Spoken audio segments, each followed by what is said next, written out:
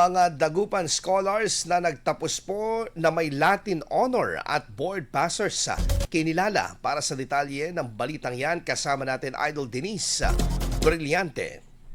104.7 IFM Report! Kinilala ng pamahalang lungsod ng Dagupan ang mga scholar graduates na nakakuha ng Latin Honors maging ang mga board passers noong Hulyo 27. Pinakamataas na parangal na nakuha ang summa cum laude na si Josephine Emily Gaspi na nagtapos ng Bachelor of Science in Business Administration Financial Management sa isang universidad sa lungsod. Inihayag niya sa kanyang mensahe na malaking tulong ang pagiging scholar sa kanyang pagpapatuloy sa pag-aaral. Nais ko pong pasalamatan ang scholarship program, ang City Government of Dagupan para sa patuloy na pagsuporta sa edukasyon at sa mga kabataang nangangarap. Nakatanggap si Josephine ng 20,000 pesos na cash incentive mula sa pamahalang lungsod bilang pagkilala sa kanyang tagumpay. Samantala, kinilala rin ang 11 nakapagtapos sa bilang cum laude at ang 3 nakapagtapos naman ng magna cum laude, habang sunod ding binigyang parangal ang board passer na si Christine Mirialian Garcia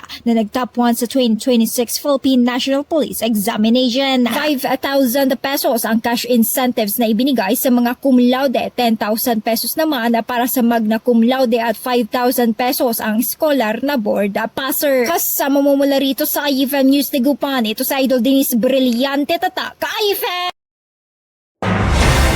IFM News. IFM News. IFM News.